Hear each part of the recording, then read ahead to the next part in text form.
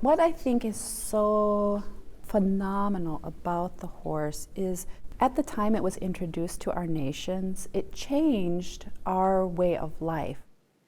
A compelling exhibition at the Minneapolis Institute of Arts pays homage to an animal for its importance in everyday life, the horse.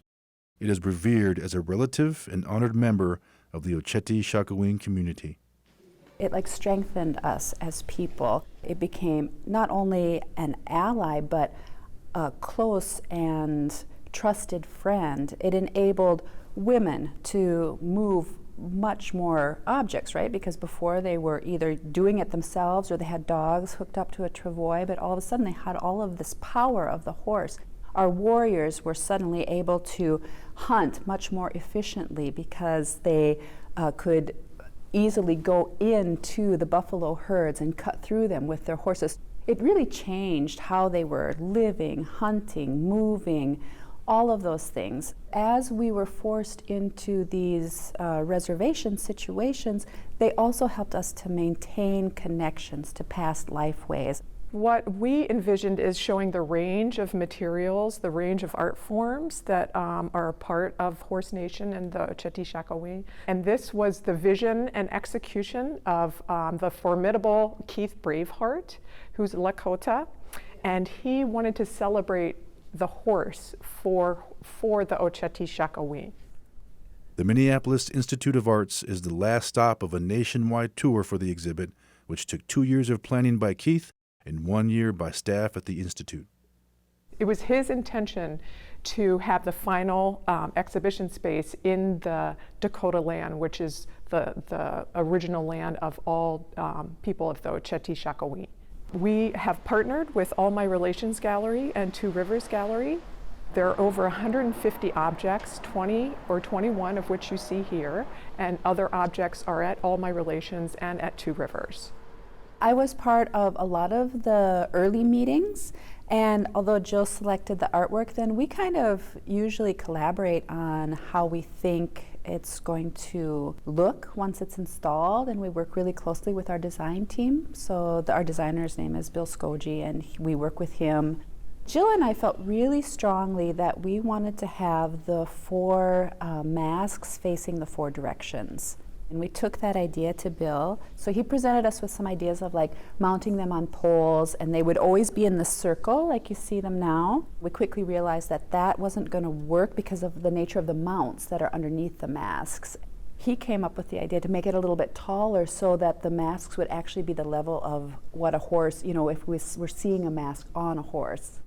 The 20 exhibition pieces are breathtaking and are a mix of contemporary beadwork, textile art, paintings, prints, and photography.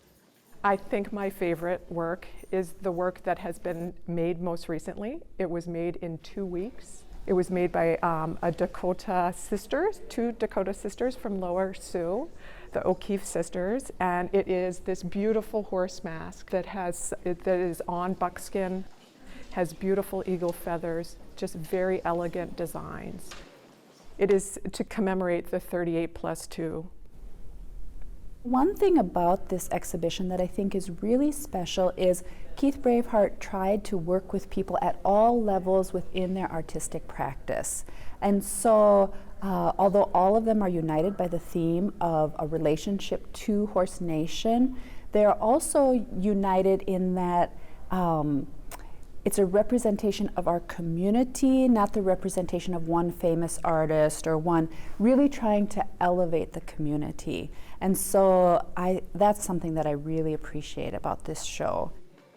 There are a lot of pieces that I like in this show, but I am personally the most moved by the buffalo horse mask. I just love to see the buffalo on that, and just the thought of all of the nurturing that the buffalo gave to our people, and then combining that with all of the fine qualities of the horse, and just to know that the horse is embodied with that spirit of the buffalo. It feels alive to me.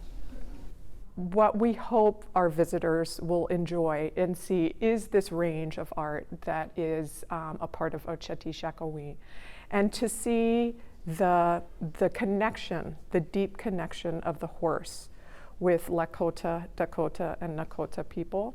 and to appreciate the many art forms that are in contemporary life today.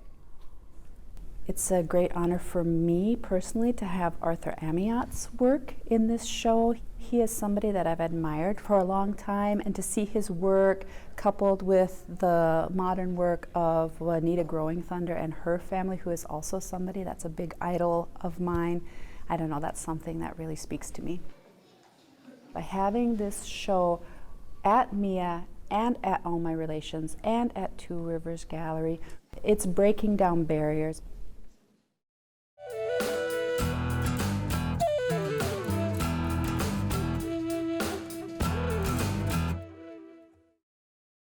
Funding for this episode of Native Report is provided by the citizens of Minnesota through the Minnesota Arts and Cultural Heritage Fund.